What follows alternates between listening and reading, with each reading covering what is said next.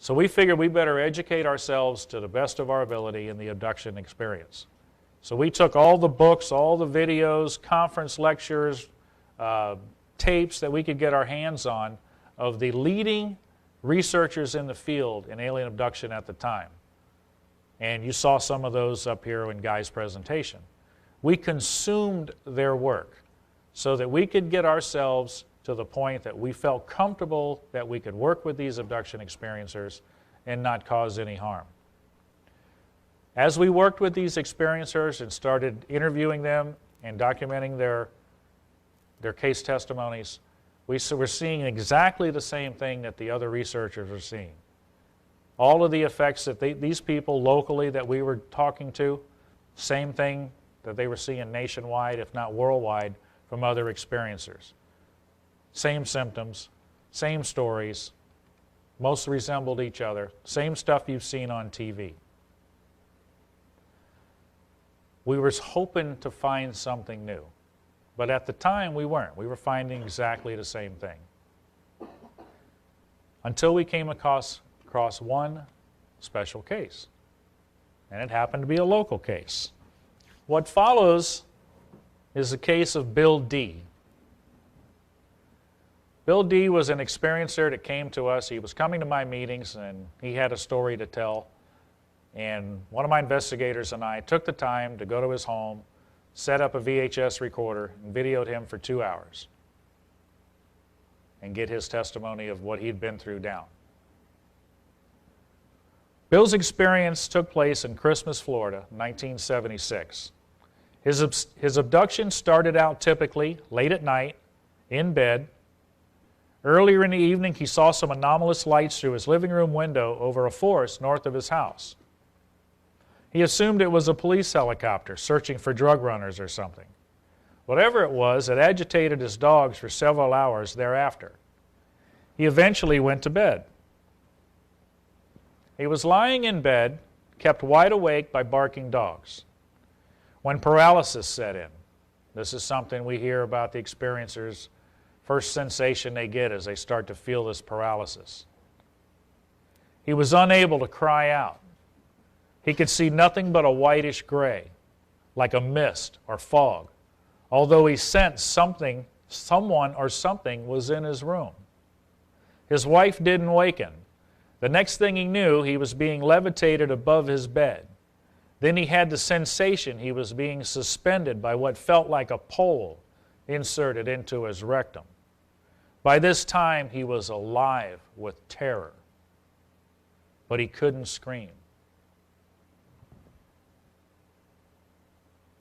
Here is where the story becomes very interesting. The following is an excerpt taken directly from the transcript of Mr. D's interview.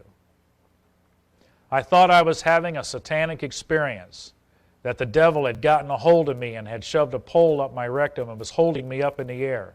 So helpless, I couldn't do anything. I said, Jesus, Jesus, help me, or Jesus, Jesus, Jesus. When I did, there was a feeling or a sound or something that either my words I had thought or the words that I had tried to say or whatever had hurt whatever was holding me up in the air on this pole. And I felt like it was withdrawn and I fell. I hit the bed because it was like I was thrown back in bed. I really can't tell, but when I did, my wife woke up and asked why I was jumping on the bed.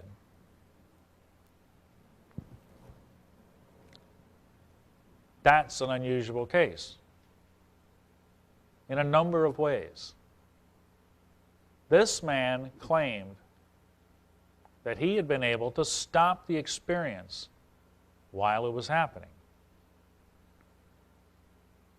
Of all the research we had read, from all the top researchers in the abduction phenomenon research, never had we read where anybody could stop an experience. It wasn't there. So what did we have here?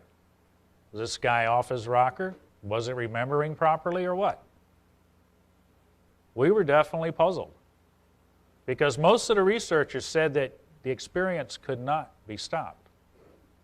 But yet, I had an experiencer that said it could. It had happened to him.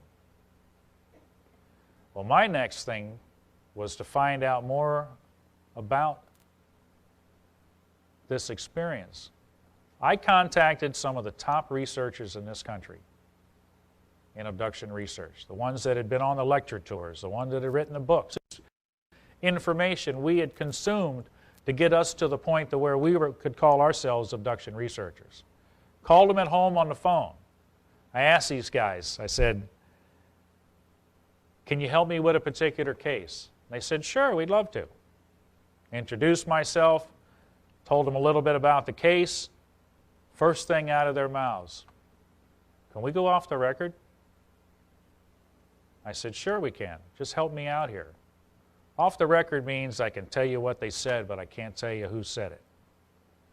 I do respect anonymity if it's asked. MUFON always respects anonymity, even with experiencers. You come to me, you don't want your story told or you don't want your name given out, we will respect that. These guys shared with me, the ones that I talked to by phone, that they too had come across cases like this. And I said, really? I said, all we hear is you cannot stop this experience. But yet you're telling me you also have come across people who have been able to stop this experience and in that manner? And they said, yes, we have. Well, my next question is how come you don't share this? Why isn't this being shared? If you have documented cases like the one I just came across, why isn't this being shared? One of two answers, or both answers, came out of each of the researchers' mouths that I talked to, off the record. First thing out of their mouth was, we really didn't know what to make of it. I'm fine with that. I didn't know what to make of it. But the problem is when they brought up the second answer. We really didn't want to go there because it might affect our credibility in the realm. You understand what I just said? They have information that we rely on, their research, their sharing of information, for answers. But they're sitting on it. You know, all through this UFO field, you hear about government cover-up this, government cover-up that. What I just found here was we got to cover up amongst the researchers themselves that people are relying on for the truth. And I shared with them, I said, you know, I got nothing to lose here. I'm a new investigator. If you're telling me there's more cases out there like that, I'm going to go find them, and I'm going to document this. This was now going to become my piece of the UFO puzzle. There's a lot of researchers. They each have a piece of the puzzle. We're all trying to bring them together and put them on a table so we can see what the picture looks like. Guy just shared a piece of it with you just a few minutes ago. This was my piece that I was bringing together. I was going to document other cases like this and find out how many there were. How big is this? Okay? And you know what they all said? Please do, because we can't. Over the next 10 years, up till now, I have worked with over 400 abduction experience cases, all matching that first experience. That they've been able to stop the experience by calling out in the name and authority of Jesus Christ. I did not ask to do this research. I did not ask for this piece of the puzzle. This happened to be the one I was dealt. I had no idea it would get this big. I still have cases coming in. We started posting those cases on the internet just for the evidence. Written testimonies from the people themselves. As more and more and more and more got put on the internet, on our website, more and more people were seeing them. And then the next thing I know, I've got people coming to me and saying, I've been reading those testimonies on your website where people have been able to stop this horrific experience that they're going through. Can you help me stop it? Well, that brings us to a whole nother level. We took the findings from these hundreds of cases, looked at the similarities, looked at how these people's lives were affected and how they were able to stop the experience. And we put it together and said, I think we can help you by sharing what these people have done. There's 3 questions that the top researchers in the world are still asking. Well, 1 question, but there's 3 answers to it. That question is, why does this happen to these people? They still do not have an answer to that question. But in the hundreds of cases that we've worked with, and not just myself, Guy's worked with cases, Pastor Chris Ward's worked with cases. There's more and more and more, okay? This is where the evidence is coming in.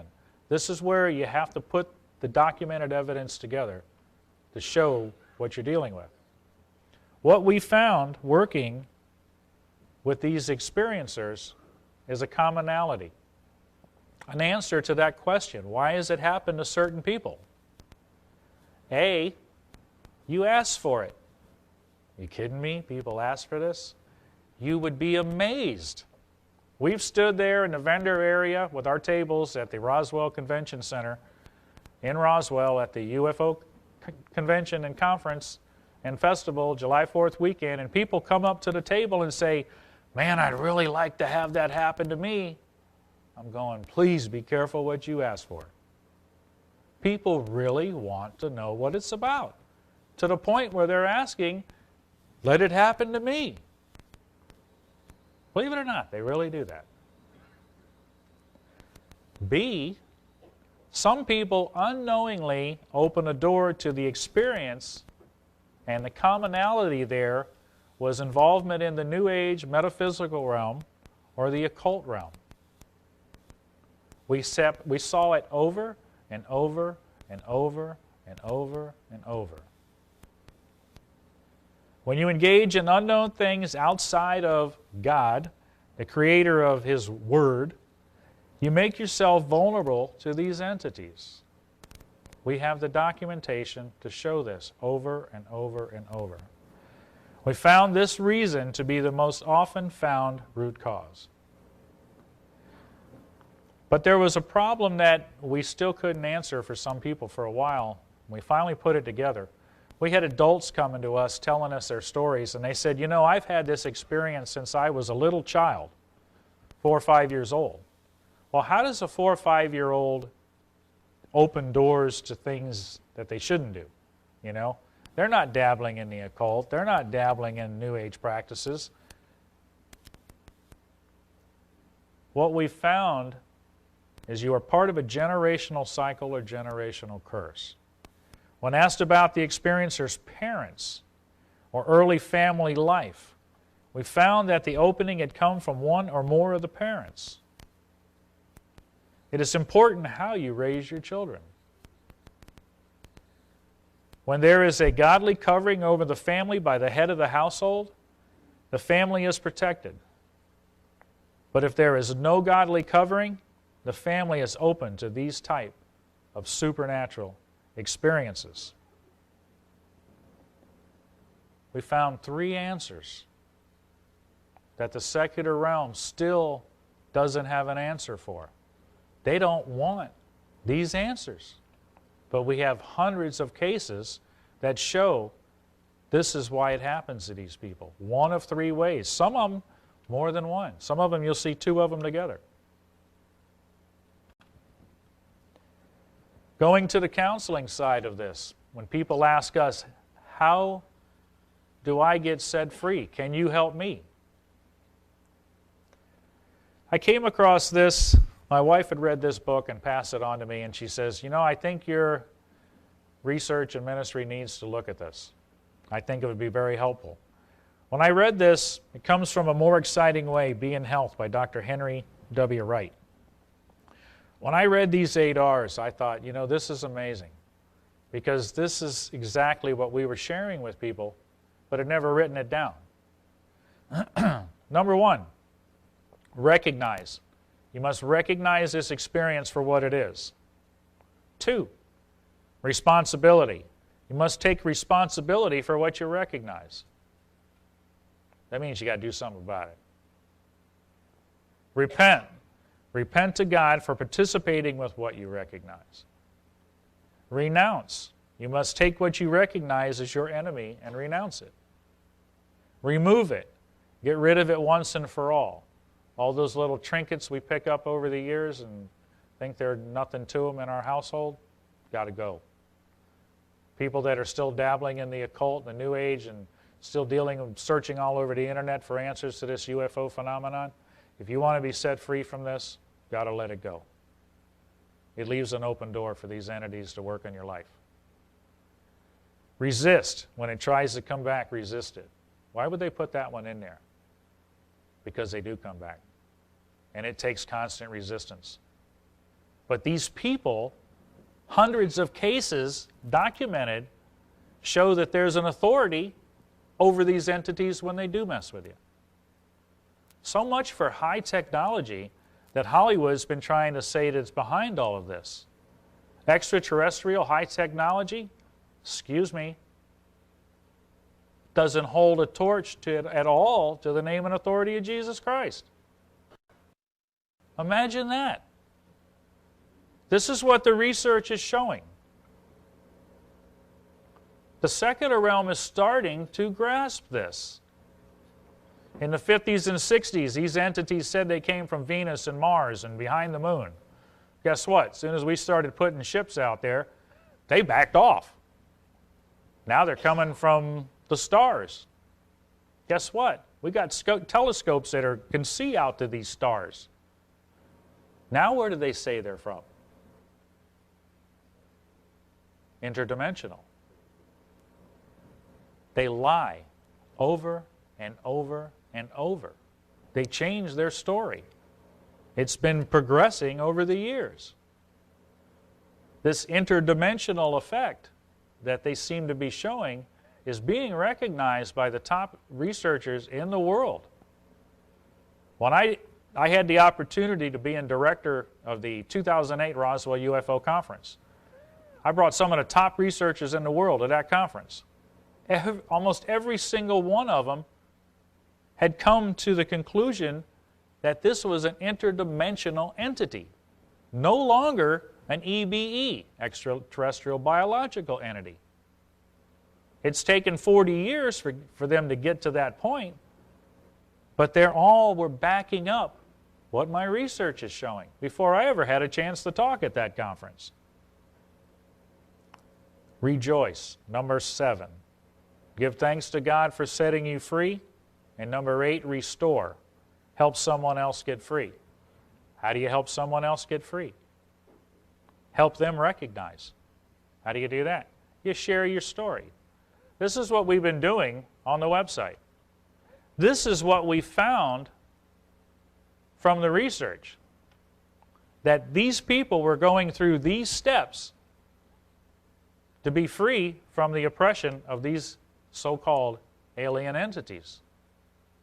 Again, I didn't ask for this. I was a UFO investigator. That's all I wanted to be.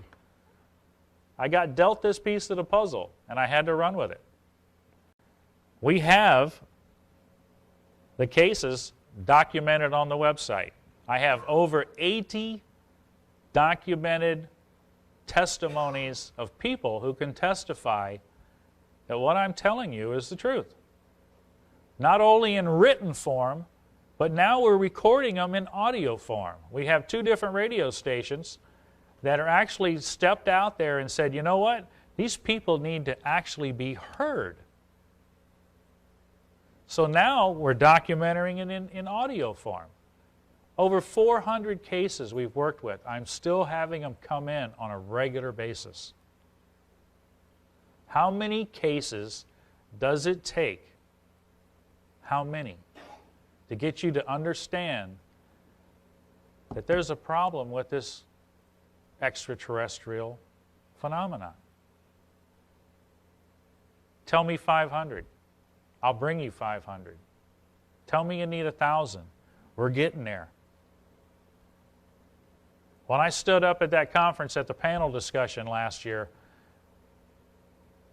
one of the researchers said, you know, if only one of his cases is real, we have got to look at this. I got 400 real ones. I got 80 you can read on the website. Little different than what you expected to hear. This is not what Hollywood's given you. This is not what television's given you. We are probably the most hated people in the UFO realm because we're not pushing an agenda. All we're doing is sharing research that goes against their agenda. We're respected, but they don't like us being there. This is evidence you cannot refute, and that's what burns them. It's one thing to stand up here like Guy was talking and say, he's off the wall. He's a fanatic. I'm MUFON. Belong to the largest UFO organization in the world. They know what I'm doing. They know about the research I have. They don't like it either. But they have to deal with it because I took their methodology to document it, and they have to respect that. This is what we wanted to bring into you tonight. The most powerful evidence in the UFO community right now. And it ain't going away. It's getting bigger and bigger and bigger. There seems to be a definite spiritual connection to this phenomenon. What is that spiritual connection? Looking at it from it's leading to a Christian perspective. I didn't ask for that. I wasn't a Christian. I was a secular agnostic UFO researcher that had this dumped in my lap. But we must look at this from the Christian perspective because that seems to be where it's leading.